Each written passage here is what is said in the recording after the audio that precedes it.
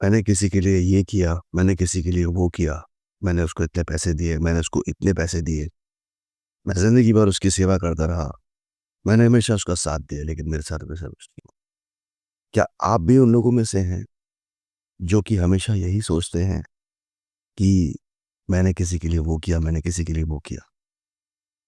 सोच के देखिए, अगर आप उनमें से हैं या कहीं भी आपके अंदर ये सोच है बैक ऑफ द माइंड, तो आप देखेंगे कि आपके साथ बहुत कुछ अच्छा नहीं हो पा रहा है। आप कोशिश भी करते हैं तो कोशिश नाकाम हो जाती है। आज हम इसी के बारे में बात करने जा रहे हैं कि हम ऐसा क्यों करते हैं और हमें ऐसा क्यों नहीं करना चाहिए, और अगर ये ना हो तो क्या करना चाहिए। सबसे पहले मैं आपके सामने एक छोटी सी स्टोरी सुनाता हूँ। अभी कुछ दिनों पहले की बात है। मेरा एक फ्रेंड, जो कि मेरे स्कूल का फ्रेंड था, कांटेक्ट किया। उसने मुझे कांटेक्ट करके मुझे बोला कि यार ऐसा है, मैं गुवाहाटी से गुड़गांव शिफ्ट हो रहा हूँ, तो क्या तुम मेरी मदद कर सकते हो घर ढूंढने में? मैंने कहा बिल्कुल। मैंने घर ढूंढने के लिए दो चार एजेंट्स को फ़ोन लगाया, क्योंकि that's what we do, right?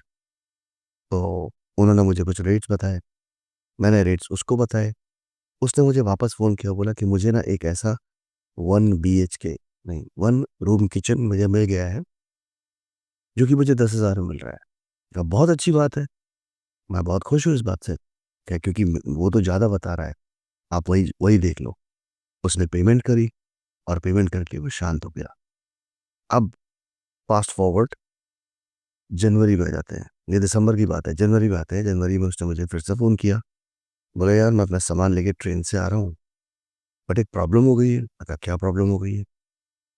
हुआ ये है कि मैं जो घर बुक किया था ना 10,000 देके, वो बंदा ना फ़ोन उठा रहा है, ना ही उसका व्हाट्सएप काम कर रहा है, और जो उसने एड्रेस दिया था वो एड्रेस भी मुझे गूगल पे कहीं नहीं मिल रहा।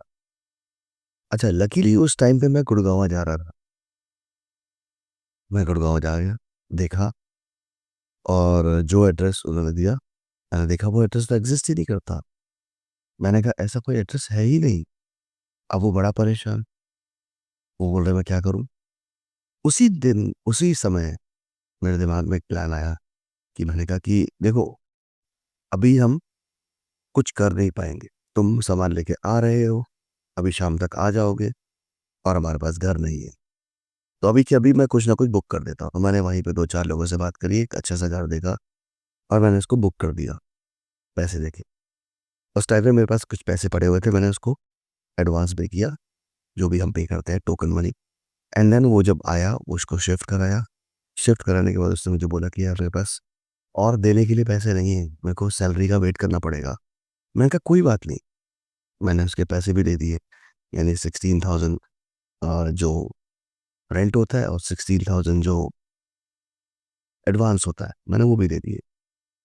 ये सब होने के बाद वो आया, उसने मुझे गले लगाया, मेरे पैर छूने के लिए वो नीचे झुक रहा था, मैंने उसको बच उठा लिया।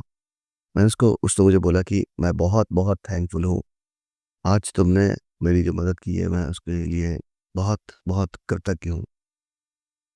तो मेरे अंदर से मन में ये भाव आया कि ऐसा नहीं है, तुम मुझे इतना थैंकफुल मत हो। हाँ, तुमने एक बार बोल दिया, मैं बहुत खुश हूँ।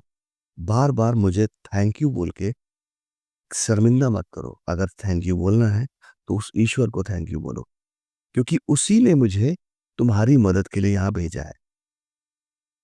और जब भी वो मुझे कहता था कि मुझे तुम्हारे पैसे देने हैं, मैं बहुत थैंकफुल हूँ, तो मैं उसको बोलता था हमेशा कि याद रखो, धन्यवाद ईश्वर को करो, क्योंकि उसने तुम्हारी बात सुनी। जब तुमने करुणा से भर भर के, अपना हृदय करुणा से भर के तुमने जब उसकी मदद मांगी, तो वो मदद तुम्हें मिली मेरे रूप में। मैं तो बस एक जरिया हूँ। मेरे पास जानबूझकर 2 दिन पहले पैसे आए थे, इसीलिए आए थे ताकि मैं तुम्हारे उसमें खर्च कर सकूं। तो बिल्कुल तुम परेशान मत हो। अब ये स्टोरी का यही समापन होता है। यहाँ पे आपने एक चीज नोटिस करी होगी, कि जब भी मैं किसी के लिए कुछ करता हूँ, तो मैं उसका श्रेय नहीं लेता। मैं अपने आप को ये समझता हूँ कि मैं एक माध्यम हूँ। जैसे कि दाल बनती है कुकर में, लेकिन उसको दाल को कुकर से आप कटोरी में निकालते हैं, कड़छी से।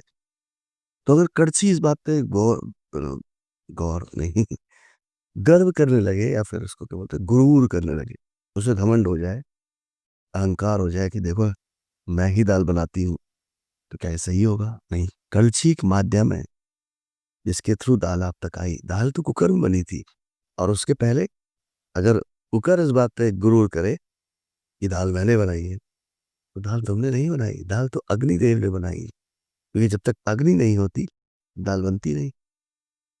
तो हमेशा दोस्तों याद रखना है आपको कि जब भी आप किसी के लिए कुछ करते हैं, कुछ भी, आप उसे भूल जाएं और इस बात को याद नहीं रखें कि मैंने इस इंसान के लिए इतना कुछ किया था, बट मुझे इसकी तरफ से कुछ भी रिप्लाई नहीं आया। अक्सर ये हस्बैंड वाइफ के बीच में होता है, दोस्तों के बीच में होता है कि यार जब दोस्ती टूटती है, जब वाइफ हस्बैंड के लिए रोज खाना बनाती है, रोज सब कुछ करती है, सेक्रीफाइस करती है, और हस्बैंड जब गुस्सा करता है तो बोलती है मैं इसके लिए इतना करती हूँ, ये देखो मेरे को सोचता तक नहीं है। आप ऐसा मत सोचो। आप ये सोचो कि अगर मैं 1 रुपया या अपना श्रम दान कर रहा हूँ यहाँ पे, तो मुझे यहाँ से भगवान मुझे लाके देगा। जब आप ये सोचना शुरू कर देंगे, तब आप देखेंगे कि आपकी जिंदगी में वो सब कुछ हासिल होने लग गया है, आपके सारे काम धीरे धीरे बनने लग गए हैं। और सबसे दो दूसरी बात, अपने मन में कभी भी नेगेटिविटी नहीं लानी कि आपने अपने फ्रेंड को उधार दिए। आपने क्यों दिए उधार?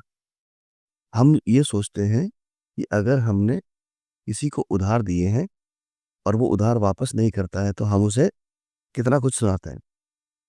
उसको सुनाते वैसे भी हैं, और अपने मन में भी सुनाते हैं, अपने परिवार वालों से बैठ के भी सुनाते हैं, और दूसरे दोस्तों से भी बताते हैं।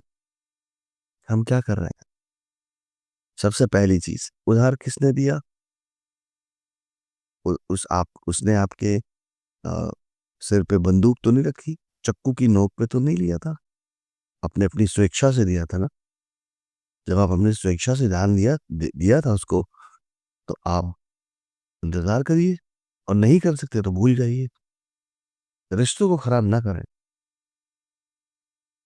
तो हमेशा याद रखें कि अगर आप किसी की मदद कर पा रहे हैं, आप अगर किसी को पानी भी दे पा रहे हैं, खाना भी खिला पा रहे हैं, या किसी से पैसे से किसी की मदद कर पा रहे हैं, तो इसका मतलब है कि आप वो नहीं कर रहे हैं, ईश्वर आपसे वो मदद करवा रहा है।